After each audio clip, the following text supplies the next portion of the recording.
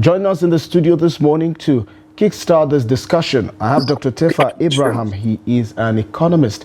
And also joining us virtually is Dr. Usman Bugaje. He is also a development economist. He joins us virtually via Zoom, of course. Welcome to the program, gentlemen. Do I start with you, Dr. Tefa? Yes, we both watched the outcome of that meeting between the governors and the president. As of today, the headline inflation rate is 29.90%. Dare I say 30% at this point. But then again, it's seeming like the government are the only ones who are seeing the positive trajectory that the economy is taking. And while average and common Nigerians continue to bear the brunt of the cost of living. Why do you think there's that disparity? Well, first of all, the macroeconomic indicators from inflation, exchange rate, real GDP, cost of living, unemployment suggest that these are difficult times for Nigeria. But the government will continue to see the positive side because the work of government is to govern, to give hope, to ensure that there's peace and security.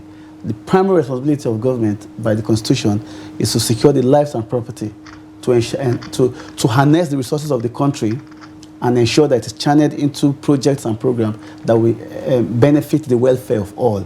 So government will continue to keep their view on that positive trajectory. And it's the responsibility of any government to do that, to see the brighter side of things. Now, the essence of all those macroeconomic indicators signaling the hard times that we are in is a reflection of not just the effort that we see today, but over its cumulative outcome of bad governance over the last 8 years collectively or building up to now. So inflation, like you rightly pointed out, 29.9%, almost 30%, just shows that persistent increase in the general price of goods and services, including healthcare, food, housing, school fees, ability to maintain have access to the basic necessities of life. Then also, economically, when we add inflation to unemployment, there's an index we call misery index. At inflation rate of 29.9%, by the time you add unemployment of over 33%, and then underemployment rate, you'll be seeing that we're dealing with a total misery index of way above 60%, telling you that out of 10 Nigerians, about 6 persons are unable to eat, to feed, to have access to anything decent in terms of food, housing, clothing. So it just tells you the pain that Nigerians are going through. So imagine a household of 10, and then 6 out of these 10 are in hard times. And imagine even the person in every household of 10 that is working. Imagine the dependency level on that person and the person's inability to be able to even continue meeting up in terms of paying for goods and services. So quite clear, macroeconomic indicators show that these are extraordinary times in Nigeria, but the government will see the brighter side of things, especially because they know the policies that they are putting in place and effort as at this moment that we are talking, the effort that they are making. It's not everything they want to tell the people. So they have that hope of how things should be. But one thing they shouldn't deny is that things are difficult for people at ward, community, village, local government, states, even the FCT and in general. So that from that acceptance of what is actually happening, their policies will reflect exactly what people need, and so that the policies will be effective. But if you deny that these things are not happening, then it's a sure takeoff point to show that the policies that they will be putting in place will not be able to do anything to address the issues at hand. Dr. Bugaji, welcome to Daybreak once again. So, in the last sectoral meeting that the House of Representatives and also the Senate had with managers of the economy, which included the Minister of Finance and Coordinating Minister of the Economy, the Central Bank Governor, the FIRS chairman, and even including the Minister of Agriculture, it was stated at that meeting that the inflation is expected to drop to about 21% at the end of February. Bearing that in mind, we understand that the fulcrum of every economy, of course, is production. Now, for Nigeria, we've been grappling with issues around food security. And of course, the only way we can address that is if we ramp up production, which means boosting the entire agricultural value chain. Now, we know that at every level of this value chain, there are challenges. Do you think it is feasible for us to make this jump from 29% or 30% to 21% in just 1 month?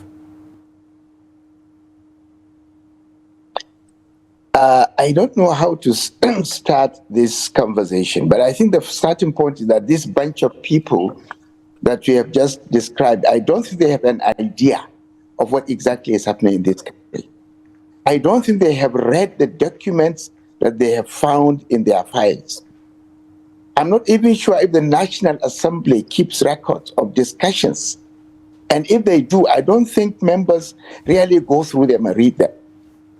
Because there is a whole program for this country, National Pathways to Food System, that was initiated by the United Nations. And it made it very clear that of all the 17 goals of the SDGs, food is the one major issue that if you can't solve it, you cannot be able to achieve any of the 16 goals of the SDGs. And therefore, there is a document by this government that has, fashioned out exactly how this thing should be done. This is a few years ago. Nobody I have heard is making reference to this document. In this document, which is the National Pathways to Food System, it was very clear that Nigeria's productivity is far below its own African average. In the field of vegetable, we are basically producing half of what the average production in Africa. In the field of tomato, and tomato is one product that you require throughout the year, we're actually not even after a quarter. I mean, the African production is about 20 metric tons per hectare. Nigeria is doing barely 5 metric tons per hectare, maximum 6 on average. So we are doing so poorly. The ways to solve these problems are there. Nobody is acting on them. We just blow grammar, we have meetings, we meet the media, we make promises that don't come to anything else. People are hungry, people have no food to eat. And all the government is doing when you read the news that they are just looting the treasury. They are not addressing the issues. So look, if we really want to come to grip with the issues at stake, I think this bunch of people that are wearing these very nice clothes in very posh offices, moving around in very luxurious vehicles, should drop all these pretenses. They should, pull their socks and, pull their sleeves and work directly with the ordinary people and see how they can solve these problems. Okay, Dr. Bujaji. Just sitting down in Abuja and talking and having these meetings, it's just nonsense. People are hungry and they are angry. Let me just cut in now. Let me just ask this question. A lot of people have been talking about how the government has to come up with solutions to some of this problem. And this week, the Vice President, Kashim Shettima, actually came up with a plan to set up a commodity board to regulate the price of grains and other commodities in the country. Now, this is a step that the government has taken. But the question is, will this help in the short or the long run? What's your take on constituting Fatima, this commodity board in the first place? Come. Listen to me. You can't regulate what you don't have. How can you regulate prices when you don't have the food? Where is the food? Look at how many farms have been abandoned in the last 5-10 years. Nobody even keeps the correct statistics. Just before this government came in, there is a bilateral effort by the multilateral partners, contributing to the development of this country on agriculture, and they have produced a document, and this document has basically analyzed how can these bilateral support come together and focus on the food system. I've not seen anybody making reference to these documents. These people are not reading. They are just talking off the top of their head, and it doesn't appear they have anything up there. They are just talking in complete variance with what is supposed to be done. We have made effort to even draw their attention to these documents. They have no time to listen. I don't just know what on earth they do with their time. Okay, Dr. Bujaji, let's come back to the studio. Now, please hold your thought there. Now, Dr. Tafa, there's a lot that is going on right now. A lot of people are protesting in different parts of the country about the hardship. And when you take a look at it, food security is something that is not in sight. We're not even sure about our food security yet. The president is saying that they're opening the grain reserve to actually distribute food to the vulnerable in the society. We've seen how this has turned out in the past. Look at the COVID-19 era, where we have palliative, everywhere, according to the government, where the vulnerable are supposed to receive the palliative. How successful do you think this initiative will be, judging from the kind of country that we are in at the moment? It doesn't look like it will be successful at all, because our inflation, from where we started this conversation from, which is 29.9%, has the food component as the biggest size of that inflation. In fact, food inflation is what is driving our inflation. So in other words, the inflation the central bank is trying to tackle, thinking it's a monetary phenomenon. It's not. It's a food phenomenon driven inflation. Now, coming up with a policy directive to control food prices so that those hoarding will not raise the prices, that is a different angle. But saying that you want to release food grains, the point is the sources of supply of food to those reserves has been cut off in the last 7 to 5 to 2 years. No farming, people are abandoning farms, high level of post-harvest losses, poor storage facilities, poor access to agricultural services, from fertilizers to credit. Smallholder women farmers are being threatened. Large farmers faced heavy losses from 2012 flood, 2020, 2023, 2022. Insecurity affecting ability of farmers to farm. So the point is, the sources of supply, harvest from farms, is what forms the food reserves. Rice, everything. So now, so whatever we have in our reserve now, this is my point, is about less than 15% of national potential supply.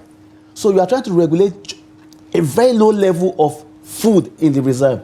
In fact, that in itself will heighten food inflation, because already access to the small level of food supply that's available is what you are trying to regulate. So those who have it, in fact, already now, based on rational expectation, they know that the demand for rice will soon increase. So they will even deliberately hoard it now. In fact, this policy will drive the food market into the black market, and then even heighten the price of food. So what's your thought on commodities? Addressing that, the factors that made it difficult for food supply to continue. Make farmers go back to farm. Address insecurity. But Doctor, then, you see, yes. I'm happy you mentioned insecurity, because we've seen the government take a lot of steps incentivizing farming. Go back to the farms. Let's produce more food, and let's produce all of that. But it's only quite recently, in fact, yesterday, that a committee was set up by, on the heels of the meeting of the president and the governors for a comprehensive forest guard structure. So how do we encourage these farmers to go back to the farms when in these rural communities we have incessant security breaches? Farmers are scared to go to the farm, let alone even walk the streets. I mean, we saw what happened in Katsina, in one of the communities where about 50 persons were abducted in late of the night who attended a wedding ceremony. So bearing this in mind, how can we go to farm to produce more food items when there's insecurity preventing farmers from going to the farm? Great question. When we talk about farming, agriculture in Africa, in Nigeria in particular, two things we always talk about. We say agriculture is domiciled in the rural areas. Of course. And 70%, 60% of farming is in rural areas. Then we go further. We say most of these persons are women farmers or smallholder farmers. Then we go further. We say it is also domiciled in local government and villages. Local government is an important aspect of our food security. And in the rural areas, communities, ward, villages, the important level of governance are traditional rulers. Emir, chief this, king that, anyone. Government needs to engage traditional rulers at the local level. Security in the rural areas is vital to sustaining or ensuring that we have food security in Nigeria, based on the low level of, based on the description I made earlier. Engage traditional rulers. Don't just sit high up and dish out these security policies down. Engage traditional rulers, religious, community, so that they will fashion out using community watch that they already have, vigilantes that they already have. There's very organized network of security that the Totiv has in Boko, that the Emir of Kano has. These people go back down to villages. They know the forest, they know villages more than any security apparatus. Make sure you engage them. That's the point I'm making. Right. And then make sure that forest guard, which is a good move anyway, but the role of traditional rulers in that process should be very loud, and it should begin with an engagement with these people so that we can go. All right. Dr. Bugaje, picking up from the thoughts of Dr. Tefa here, the issue of carrying traditional rulers along. You're a development economist, so of course you understand the contribution of the grassroots and the local communities to a nation's GDP. Bearing this in mind, the Northern Traditional Rulers Council raised an alarm. It says Nigeria is sitting on the keg of gunpowder if the government refuses to address the issues, especially on rising food prices. Now, it's seeming like the masses are sort of in a double jeopardy because they can't seem to go forward because of issues of insecurity, and they can't seem to go backward, rising food prices, and they cannot go to the farm. Do you think that the government is bringing all of these issues, these policies that they've rolled out yesterday, setting up a committee to focus on forest guard, want to discuss the issue of creating a state police? Is this coming at a right time, or is coming later than sooner? Let me first go back to a point that was raised before, and then I will address this question. First, they talk about releasing strategic reserves. Where is the strategic reserves? I have been part of a committee in which the head of the strategic reserve was a member, and we were looking at how much do we really have. This is just about a year ago or so. And what happened? We discovered that actually there is no strategic reserves. Most of the silos and the warehouses have been rented out to commercial farmers and companies. And so the food that the government or the president is talking about, maybe he doesn't even know. It's not even there. So you cannot even intervene in those areas. And you see, you refuse, or we are trying to run away from the fact that this government does not understand what is available, is not informed. Its policies are completely disconnected with the realities. They don't seem to know, the realities. Now, let me come back to the issue that the economist has just raised. You cannot address the food system without addressing security.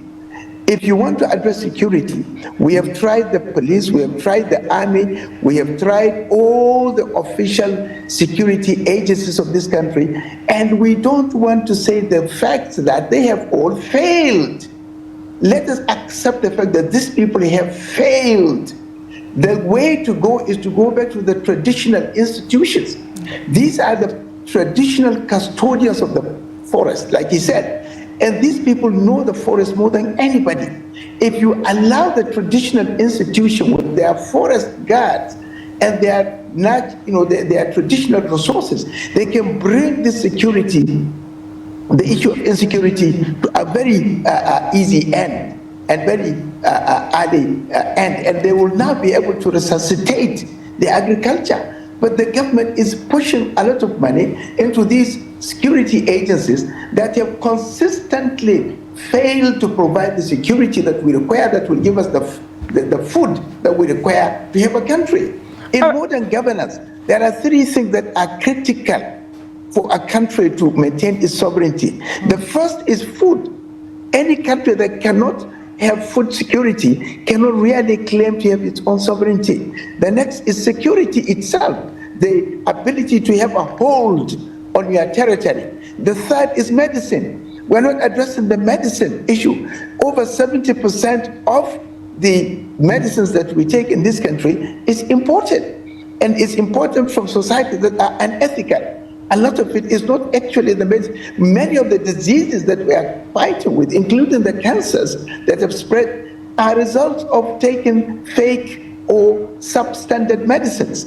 So we have a government that doesn't seem to understand what is really there. We have a political culture that doesn't encourage politicians to even read books, to read reports, to engage with facts and research that has been done. They just simply are clowns going around, with show, and that's it. You cannot even get their attention to discuss any substantive issue based on facts on the ground. Okay. Governance is in the 21st century. It's a corporate scientific business. It's not this kind of stupidity and nonsense that we see today. Doctor, let me just butt in there a bit. It breaks a lot of hearts when we hear that things are not getting better. Our inflation rate is so high that, a lot of people have said that since mid-96, we've not seen this kind of inflation rate. We've not experienced it. Recently, countries like Japan has gone into recession, and then we have the United Kingdom going into recession, and all other states. It seems like a problem that is affecting different countries at this time. Now, what Nigerians really want to hear is, how does my life get better? What does the government need to do in the short run for my life to get better? Now, the question is, what do the government need to do right now to make sure that in the next 1 month or 2 months, we're seeing changes in the economy and we don't see this rampant, protests everywhere in the country like we're seeing right now? Okay. Fatima, very good question. But you see, these countries like Europe, like Asia, where they are facing what we are facing, they have already made an arrangement to cushion this thing. I was in the UK just about 2 weeks ago for a meeting. And I have friends, I have children, I have met them, and everybody, yes, there is inflation, but there are ways that these countries cushion that inflation so that life goes on. People don't die on the street because of hunger, because of inflation. There are ways to do it. And the difference between them and us is that while they have already made provisions for this, we have no provision here. We have people who earn 50,000 or even less, or people who have no jobs. Well, how do they eat? And we need to listen to some of these real stories. Somebody said he needs 2 measures of maize to make a food for the day, and this cost him 2,000. If he has to buy oil and salt and tomatoes and other things to make food, just 1 meal a day, he would require 3,000 naira. And that in a month will mean 90,000 naira. The whole of his own capital on which he now relies to does not make up to 90,000 naira. What do you expect these people to do? And these people are not in thousands, they are in millions. What do they do? How do we go about it? This country is heading for real problem. I don't know how it's going to be, it's going to unfold, and I don't think this government even understands what it is facing. I don't see that when they speak. They are all trying to be politically correct. They are trying to gloss over the real issues. So, Doctor, what can they do? What can they do in the short run? Throwing themselves into the issues and dealing with them. Please, Fatima, if they are listening, let them go back to the papers that governments before them have produced. The solutions are there, but please let them stop looting. Let them start applying the funds for what it is meant. Let them stop all this stupidity. They are going to go to sink along with the whole country. I mean, when this trouble comes, they are not going to spare anybody. For goodness sake, we don't have time. There is no time. What the traditional rulers said is something they should act on in the next 24 hours. But I know they will just simply go away and spend their nice weekends and fly around and eat nice food, while millions of people are dying because they cannot feed, and they have no shame. Okay, Dr. Tafa, okay, we'll get back to the studio now. Dr. Tafa, do you understand, the plight of Nigerians at this moment? Because you and I, or some people might think that, people like you and I do not go through some of these problems just because we're not carrying placards on the street to protest the hardship we're going through at the moment. Now, do you align with Doctor's thought that the government does not understand what is happening in Nigeria and how to tackle this problem? Well, I would not say it's Doctor's thought. It's Doctor's analysis of what they are saying. That's it. So it is what it is. It's what it is. It's what it is. Wow. 2-3 weeks ago, one of the ministers said Nigeria is better off today than it was May 29. Doctor didn't say that. It was said. We just heard from the extract that despite the way things are improving. And he has people in the market. You have people. You came to work by transport or some means. You know that it doesn't tell that story. So the point of tangency between me and doctor's opinion is that whatever government is doing now, it must be based on the reality of what is on ground. It's like what doctors do, medical doctors do. When you are diagnosed of something, then you are treated for that something, for what that ailment is. But now, the diagnosis we are getting of the Nigerian economy from the current economic managers from the ruling political class is that things are not as bad as they were in May 29, and there's improvement. So based on that perspective, their recommendations will be, just do this, just do that, just give palliative, just treat. It will not be touching the real cause of the ailment. But doctor, you see this issue of palliative, I really want to talk about it, because when President Tinubu was first sworn in, he wheeled out some palliatives to Nigerians, the poorest of the poor, and of course to civil servants. Of course, we saw civil servants get 75,000 naira across 3 months. Now, whether they got the full amount is something we will debate later. But however, 5 billion naira to state governors and 100 trucks of rice or grains, as the case may be. Now, there was a trickling effect to that directive. We saw the cost of rice, in fact, rice generally and other grains, go scarce in the market to extent where the prices of local rice became higher than those of foreign rice at a point. Now, the current situation, we saw the price of commodities jump from early January and skyrocket towards the end of January to now February. The cost or the price of the dollar, the exchange rate, is at the highest ever. It's 1,600 naira now in the parallel market. It means that if I had 1 million naira that I converted using dollar, if I should save that money in my account, it's going to be way less than it was 2 months ago. That's what it means. But in all of these cases, where is the out for Nigerians? Because that is what many of them would want to hear. 5,000 naira, there was a video that I watched, it was heartbreaking. 5,000 naira, a man took to the market, he couldn't get a single item of food for Nigerians. So if we're talking about causes, effect, consequences, and way out, what is the way out for Nigerians at this material time? So for Nigerians, first of all, the welfare of Nigerians is the responsibility of the government that they elected, that we Nigerians elected. The government must first of all know that Nigerians are suffering, and things are, I'm starting from that point because that's the point Dr. Bugadi is also emphasizing. Exactly. If they don't accept that part, already any prescription they'll be given will be wrong.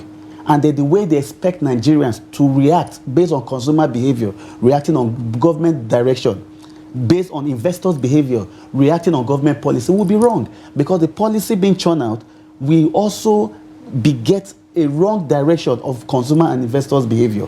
So, but the point now is that if the reality is accepted, then what Nigerians are to do anyway is, we still depend on what government will do. For example, the 5 billion that was handed down to governors, we saw that in COVID. You saw how it ended. It showed that government was a bad manager of palliatives. Give traditional rulers to do this thing. Go to local governance level, government level. When I mean local government, not the local government, I mean the entire governance structure at the local level.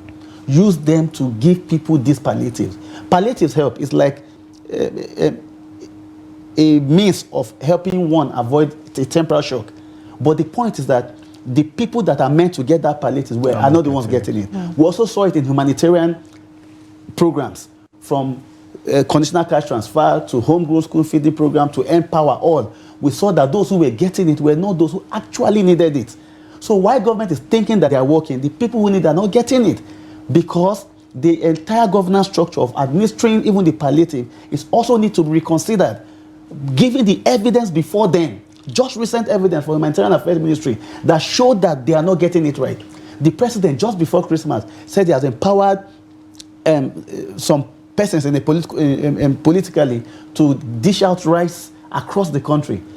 How many people did you see end up getting that rice? You said you watched a video. There are also many videos about how people said they said this rice is coming to our body, we didn't get it. So all that process needs to be, there's need to reshuffle, rethink the way government hands down help to people. And then more importantly, the government also needs to ensure that people have access to basic necessities.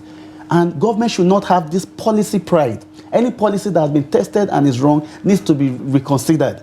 Already we can see that see the price of electricity, cooking gas, transportation. Government needs to do something to address these things in general. And then what's also important again is to ensure that policies that are meant to help Nigerians are targeted. In fact, the entire talk about National Social Register, you and I know how it went. It's even clear now that there might be no social register. So these are the things. It might not be clean, even if there was. Exactly. So that is why government itself seems frustrated. You are doing a lot, but the people who are to get it are not getting it. So my summary, government policy should be based on actual needs assessment of the situation on ground, and they need to partner with local governance structure to ensure that that is done.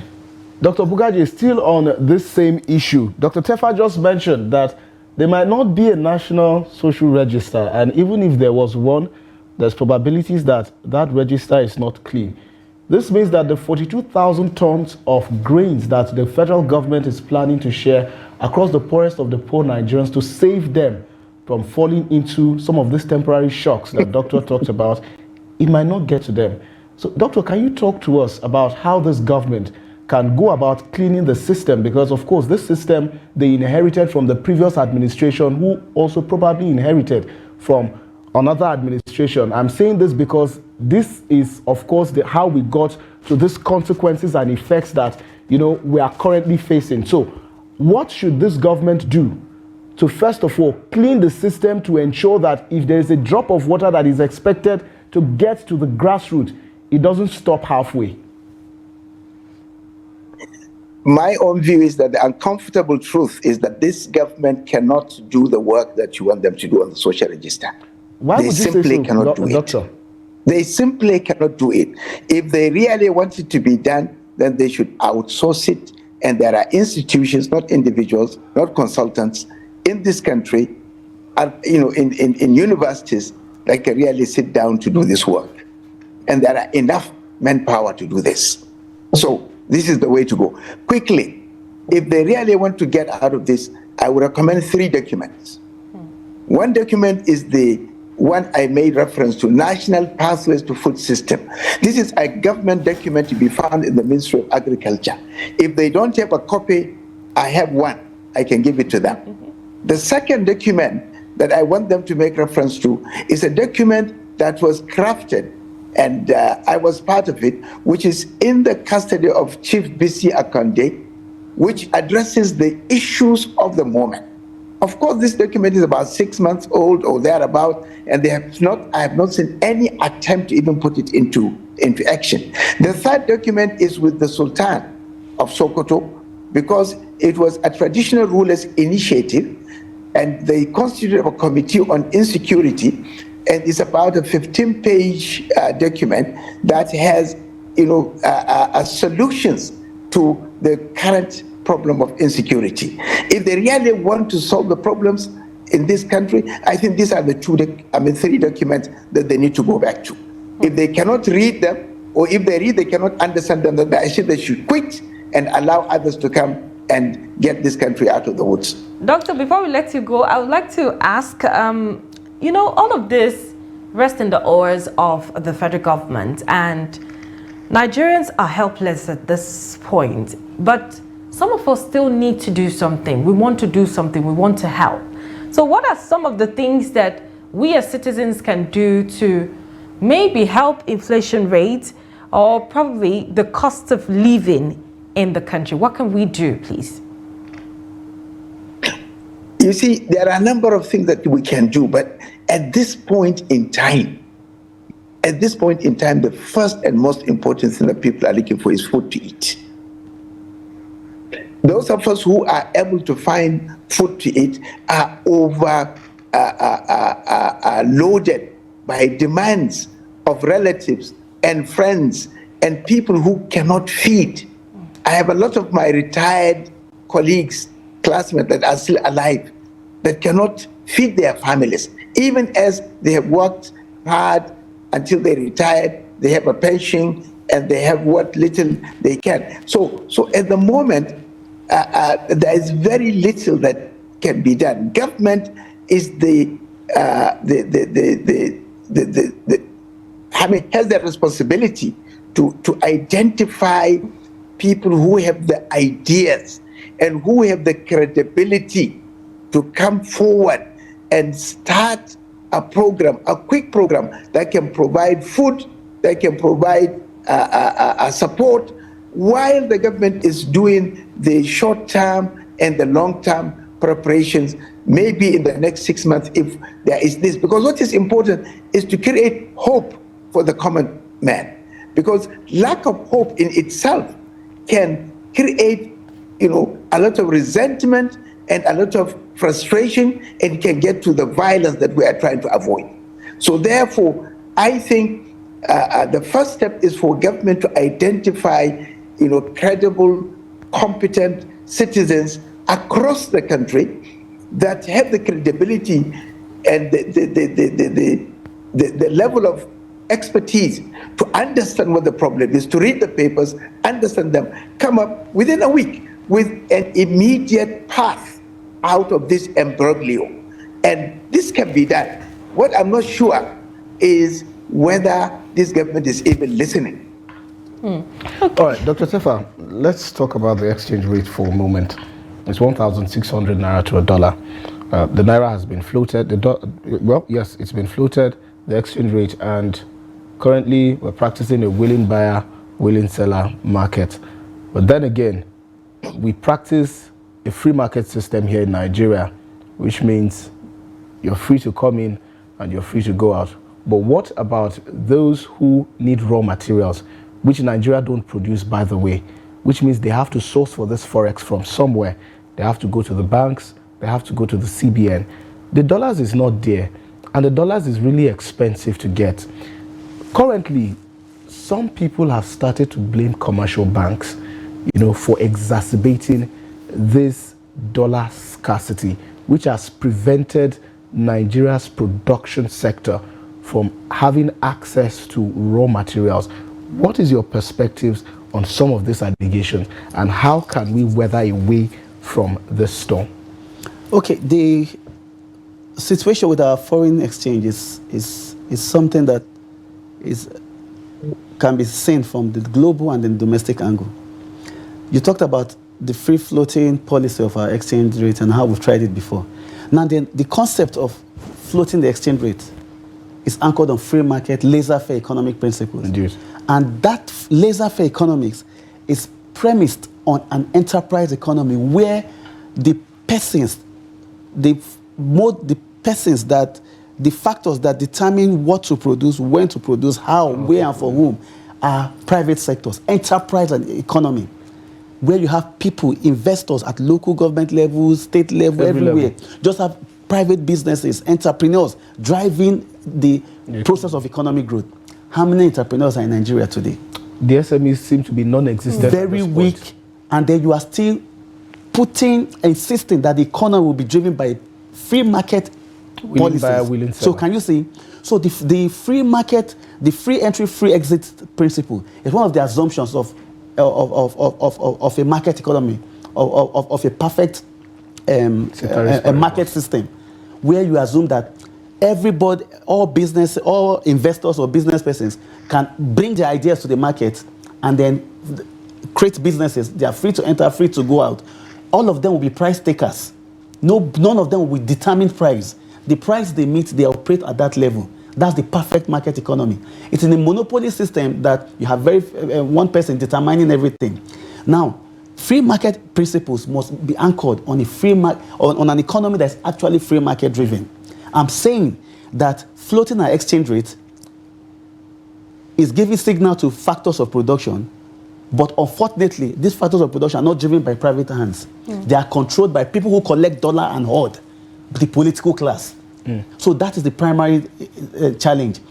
Now, the idea of people blaming banks, commercial banks, monetary policy from the central bank works through commercial banks. Indeed. So rather than blaming commercial banks, they should blame central bank for poor monetary policy management system, because commercial banks are private entities.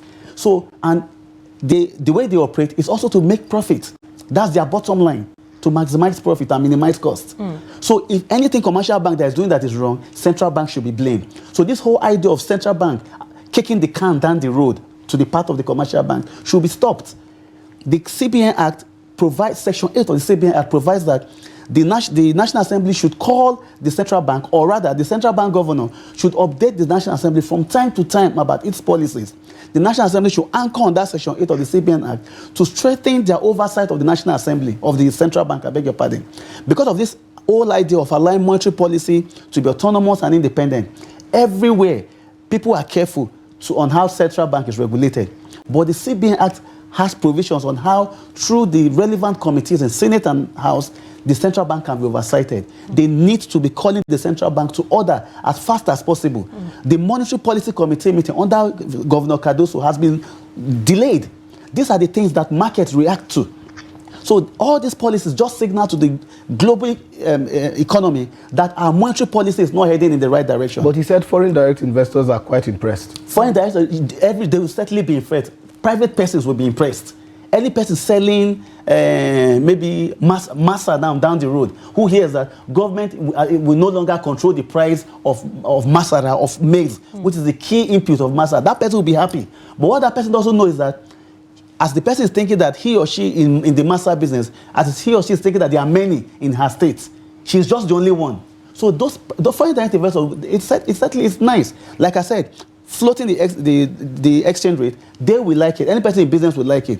But I'm saying that taking free market policy recommendation, hook, line, sinker, directly like that, for an economy that is not market driven, yes, is something that we can still use, but we have to be very careful how we hope it will work. So what can the government now do in the short run? In the short run, this exchange rate business, government needs to ensure that every source of dollar demand from the political class, they should just stop it. If there anybody who wants dollar must get it through an official means that can be tracked.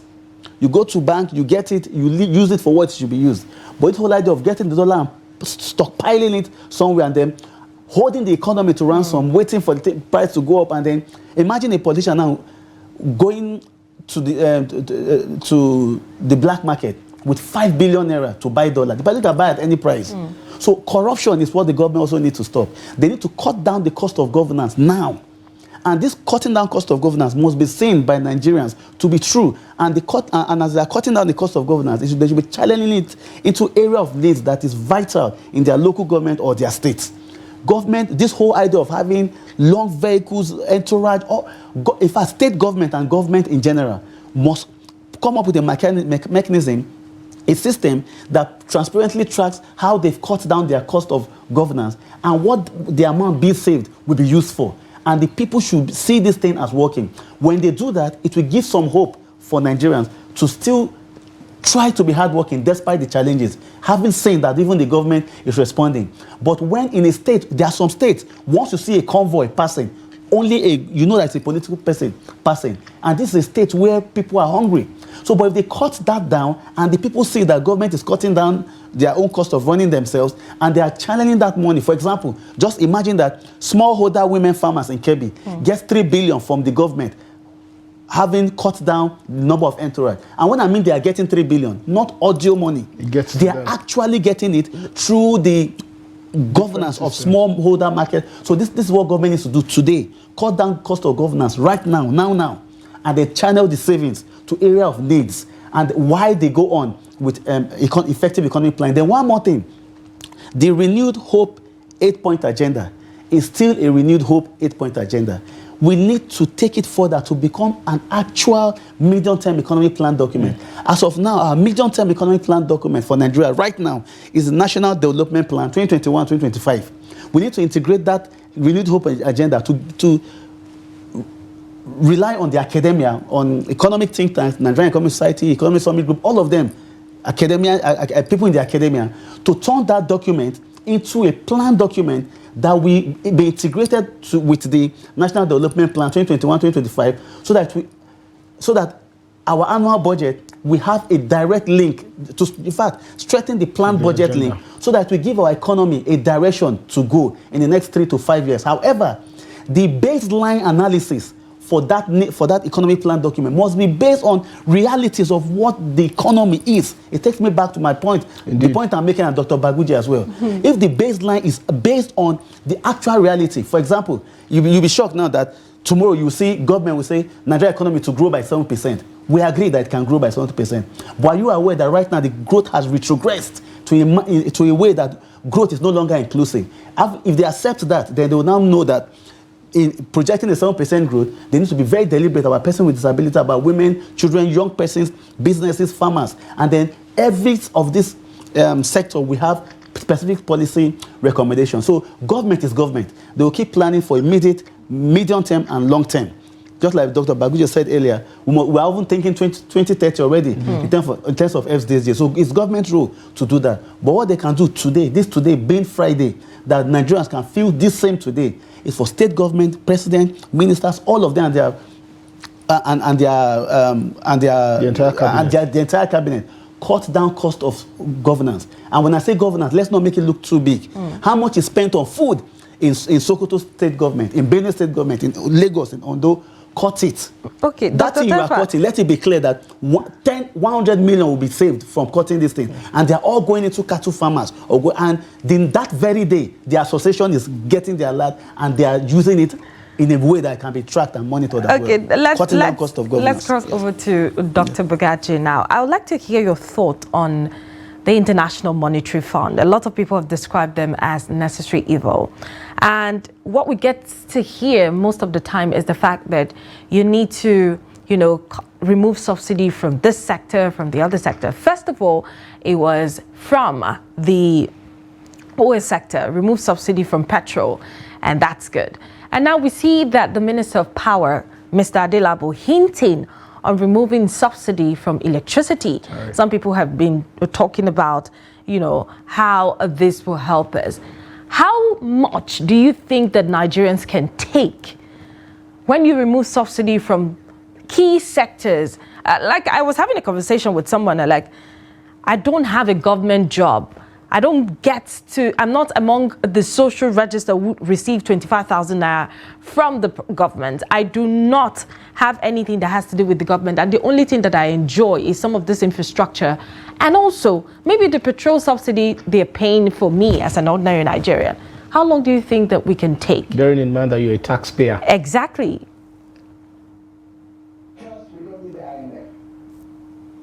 It is because the managers of our economy are lazy, and I would even add that they are ignorant. Countries that have faced similar problems have solved their problems without having to go to the IMF.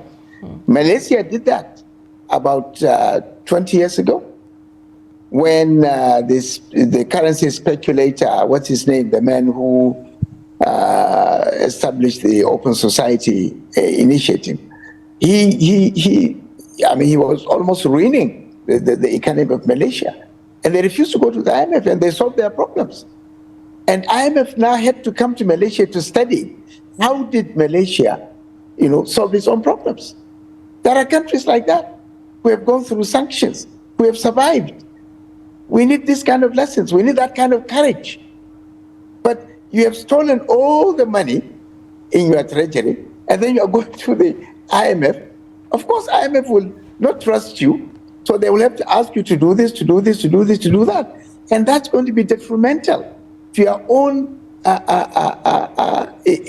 economy. And that is, in fact, going to expedite the destruction of your own society. How much have we recovered from the looting of the previous governments? How much have we recovered? We hear on the news that so much has been recovered, but where is the money? There is no transparency. Why do we need to go for any loan? My friend just said that if we just cut cost of governance, it's enough to revive the SMEs, it's enough to revive the cattle farmers, it's enough to revive the women, peasant farmers in the rural area. Why can't we do that? What stops us from doing that? So I don't think we need to go to the IMF. I think we are being lazy, or we are being ignorant. We need to study, and the studies are available. We have our ambassadors there. We have scholars who have actually done this as part of their master's or PhD studies, and these studies are available. So what we need is to bring those who know to tell us how can we resolve these issues without having to go to the IMF. Okay, Dr. These are the Bugaji, kind of things that we are not getting, and this is why we are stuck where we are. conclusively, Dr. Bugaji, what are your thoughts on issues around corruption, which has, by the way, been mentioned as the bane of Nigeria's development, especially in the public sector? In a previous conversation that I had with an anti-corruption expert, he mentioned that corruption will continue to thrive in the public sector because the dividends of corruption far outweighs the punitive measures and the penalties for corruption. What role do you think the National Assembly should play quickly and swiftly to first ensure that those who are corrupt public officials or who have the intent to carry out corrupt activities and practices are deterred from doing so? Have you read the report about corruption in Nigeria, which shows that the National Assembly is one of the most corrupt institutions? So how do you expect this National Assembly to do anything about it? Where's the hope then, Doctor? The head Where's of the National Assembly. This is somebody who has a corruption case in the EFCC. It has not been finished, and yet he was in the Senate, and he even became the head of the Senate. We have not heard anything about how his matter was concluded. So really, corruption is the blood of this politics. Without corruption, this politics, the kind of politics we play, it cannot run. And that's the point we keep making, that we cannot, this is a rogue democracy that we run. And it's not democracy, it's a rogue democracy. It's a democracy that thrives on corruption. And until we can agree to, to bring in criteria in our leadership recruitment process, there is nothing you can do about this. It will run its course and die off, and God knows what is going to come after it. But I can assure you the trajectory we are on in terms of democracy is a trajectory that will continue to see this country running down the drain without any improvement. I can't see, but for a miracle. I mean, I agree a miracle can happen, but as far as my thoughts and my ideas, can run, I cannot see how this current rogue democracy can bring any development in this country. I mean, look at the line of thinking. We are all talking about revenues. No country on earth has ever grown rich and wealthy on revenue. It doesn't matter what revenue.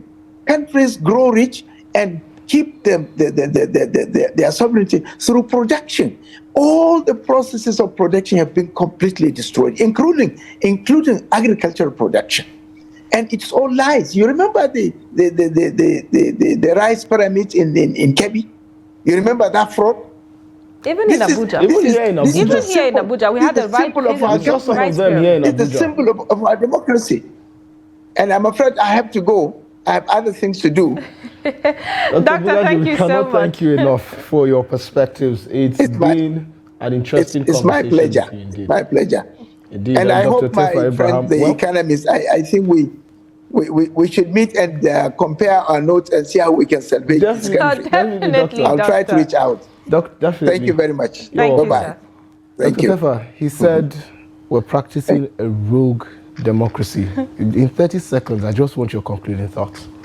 Democracy is still the best form of governance. I'm sure what he meant by the rogue democracy is that we're not practicing it as it should. It's a good form of governance, but we should weed out the corruption. We should not allow corrupt persons drive our institutions and things like that. And even to tackle corruption, we have institutions that are set out to do that. EFCC, ICPC, even civil society organizations, even media, everybody is working towards that. Democracy remains the best form of governance, and we cannot give up on government. Government's work is to do the business of governance. The factors that should be addressed are the ones we've highlighted already, which is this whole issue of ensuring that people go back to farm and ensure that food prices are tamed. And then CBN should stop pursuing inflation that we have as a monetary phenomenon by adopting tightening policies of raising interest rate and things like that, because it's not a monetary phenomenon. It's a food inflation driven. So partner with traditional institutions and farmers to see how you can help farmers boost food production. Then those food production can be bought by government to build our reserves, and then from there we can now continue. Then today, the effort to help Nigerians ease the pain is for government to adopt policies within their structures that reduces how much they spend on things, and then rechannel those funds to sectors of the economy, to people in the economy that needs them the most, using the associations, and then in an open and transparent manner. Dr. Tifa Abraham, thank you so much for your contribution and for sharing perspectives on the program. Viewers, it's been a lovely and insightful conversation on the state of Nigeria's economy. What is going on right now? What are we facing as a people? What is the way out? What can be done and should be done now in the next few months, and of course in the next few years, to avert some of the crises that this nation and Nigerians have been facing? This issue of food security and the rising prices of food items, the security issues, there's also issues around the economy, the ease of doing business, among many other issues that are currently stifling Nigeria and Nigerians' growth in Nigeria and on the global scale. Well, that's been the discussion segment on Daybreak this morning. We will now be going on a quick break. When we return, we're taking a look at the front pages of the national dailies. It's still Daybreak. Join us again.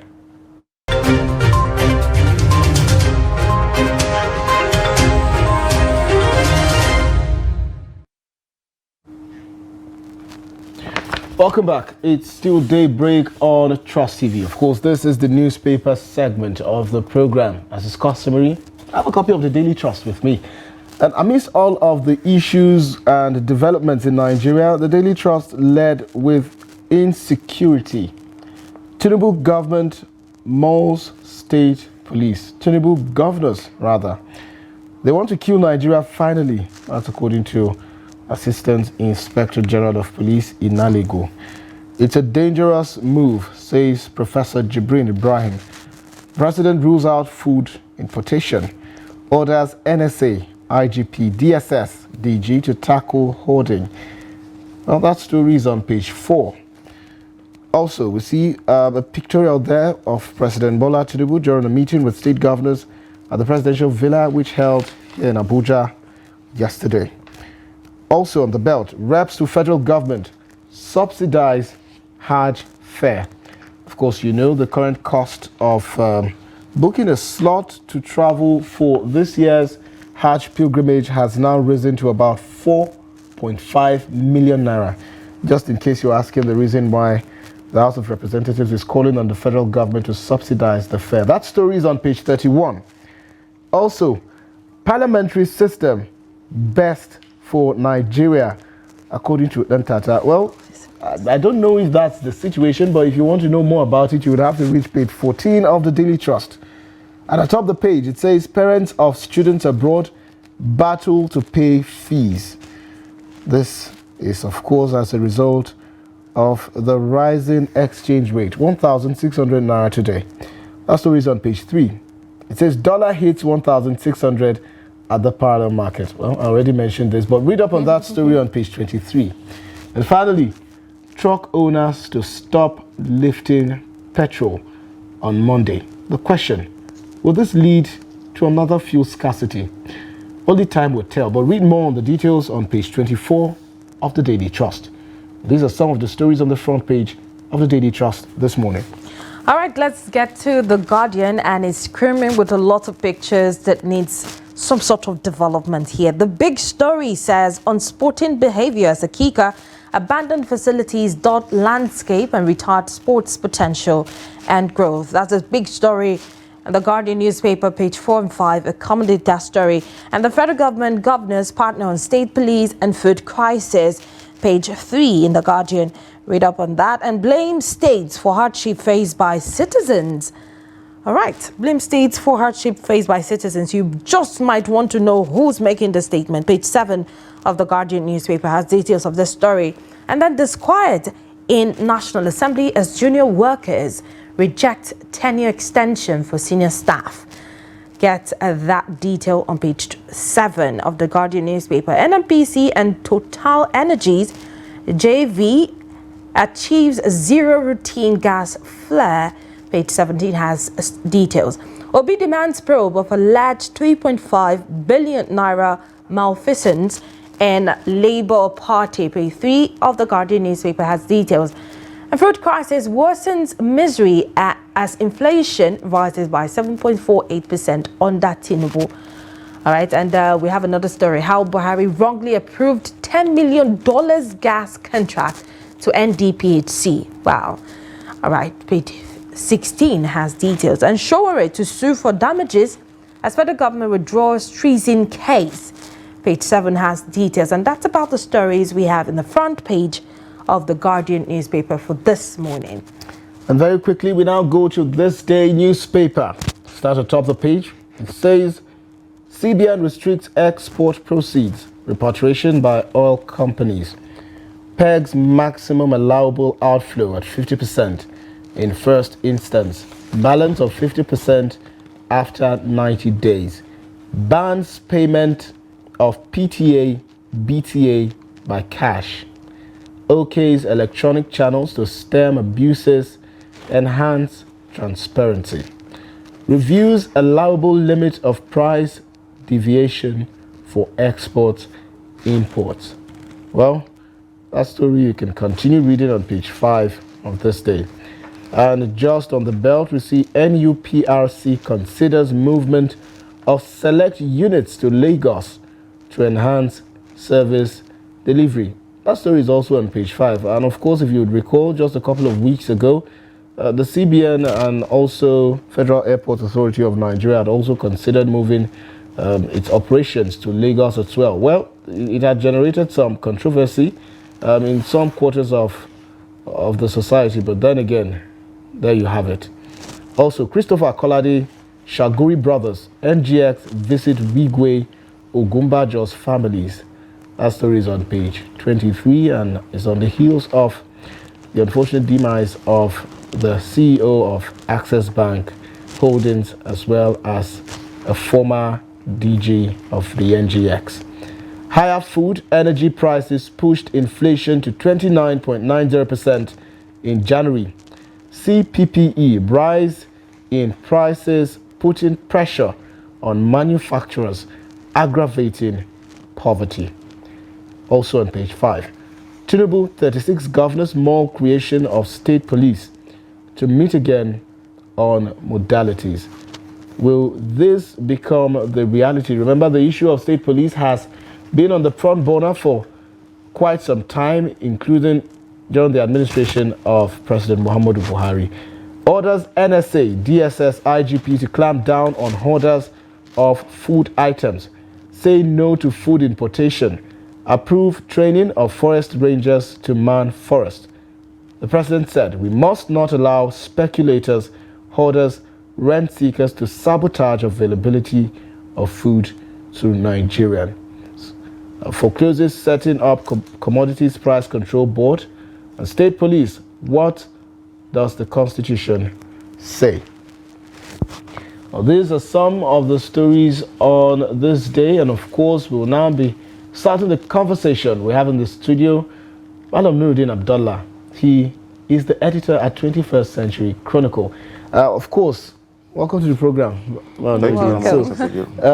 Good morning. The president mentioned that we're distributing another 42,000 tons of grains to Nigerians to mitigate the attendant food crisis that we're currently facing. So we did one initially, a couple of trailers of rice and 5 billion. Well, some governors used that money to pay salaries. Some used it to do other stuff.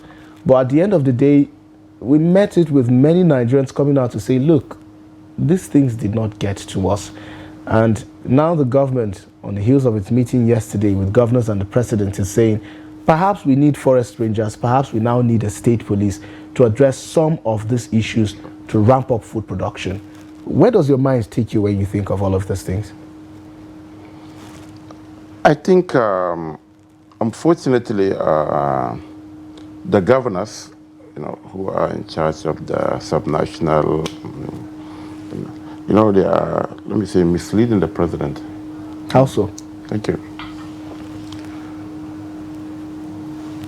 You know, we do things without proper monitoring and evaluation. Let's look at it this way. What is the performance ratio of those trucks, whatever that was distributed? The success rate of distribution. So there was no evaluation? Where is it? Or rather, those palliatives, as you know, we normally call them, you know, when the governors were giving money, they went to as far as farmlands to be buying paddy. That was what caused rice to become scarce. Not even, that triggered the cost of food. We are now just at the harvest season. What happens in the next 3, 4, 5 months? When the rainy season set in.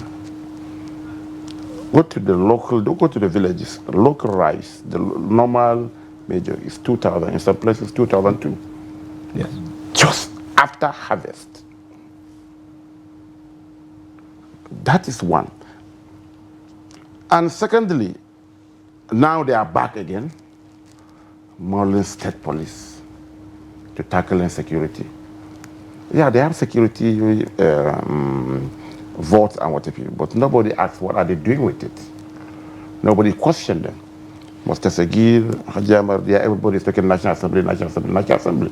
More than half, yeah, we budgeted about 22, right? Trillion. More than that amount has been budgeted by the subnationals. Nobody's talking about it. 26 trillion.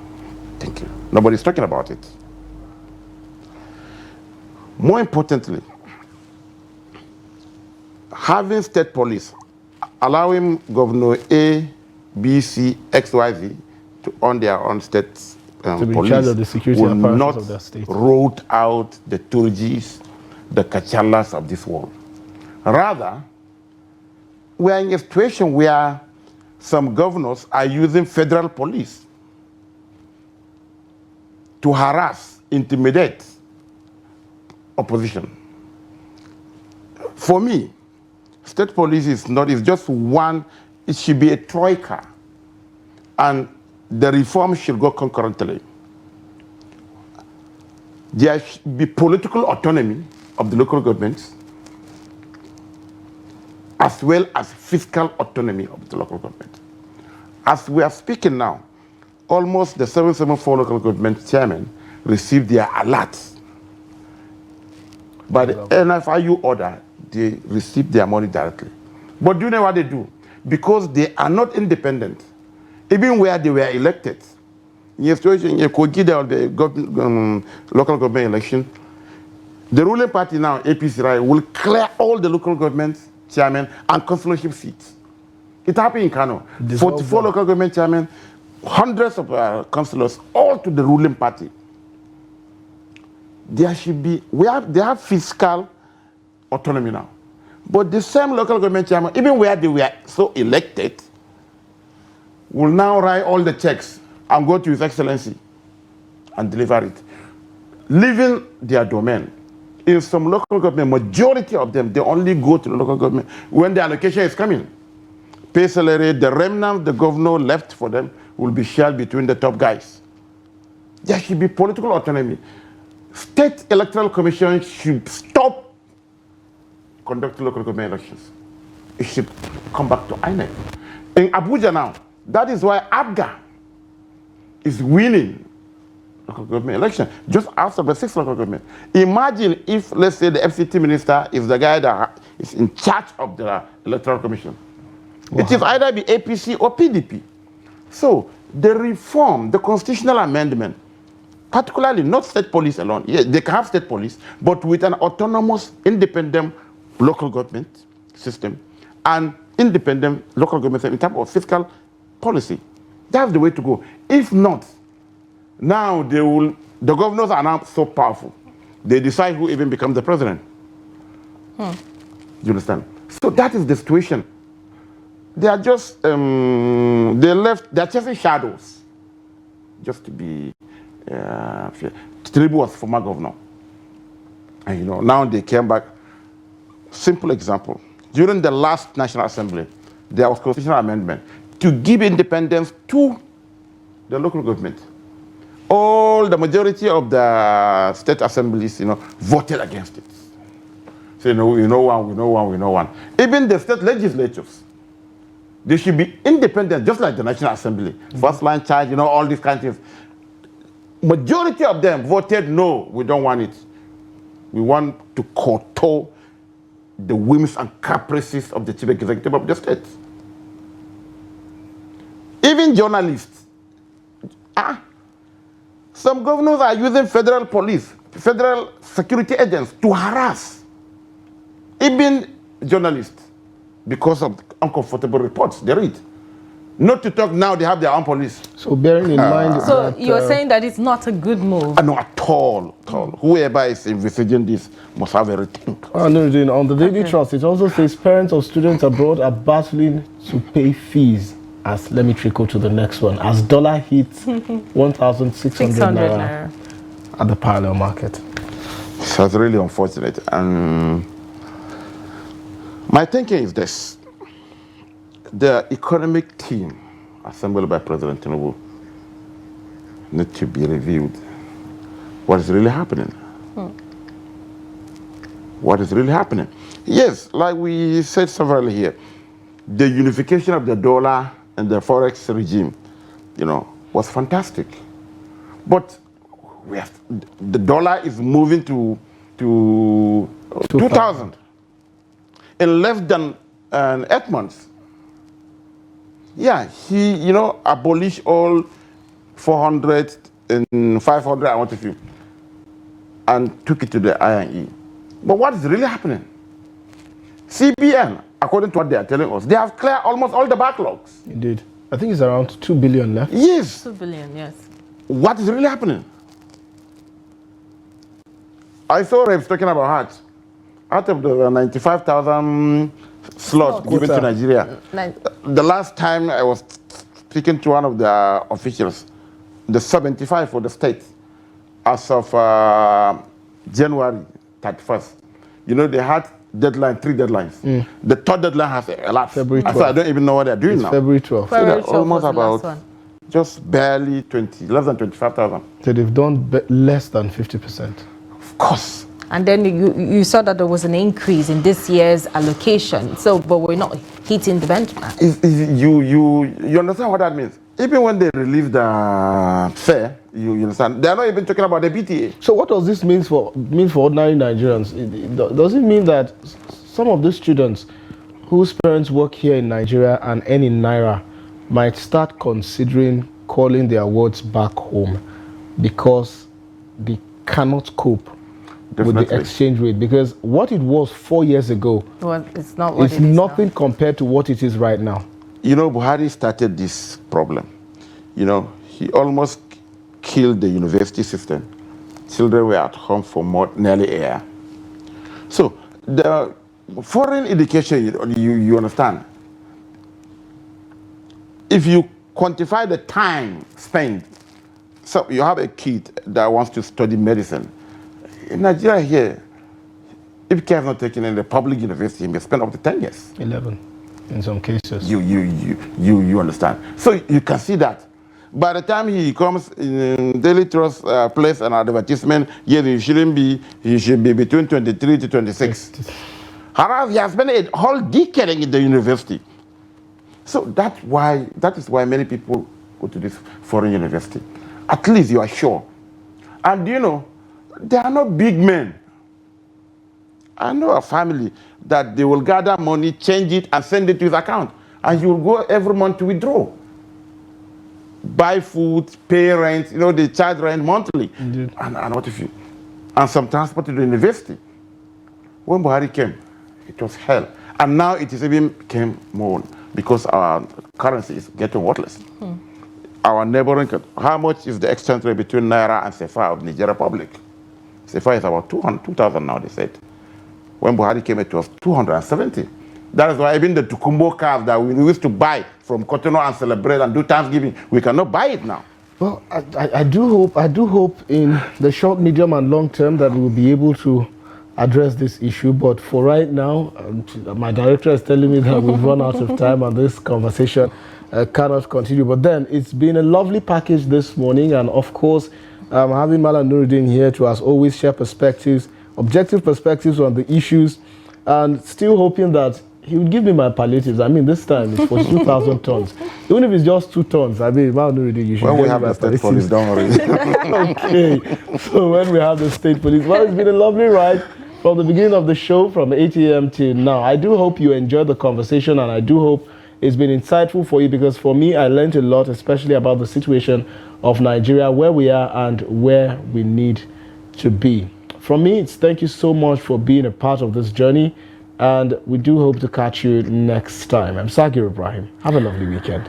And don't forget that at the top of the hour, flipping the conversation to sports, you want to know what's happening after the African Cup of Nations, and also where your best players are sure to be next season or this season, for the rest of the season. Then you have to join us at the top of the hour for 360 Sports. But then my name is Martia Umar. Thank you for being a part of the show. See you again next.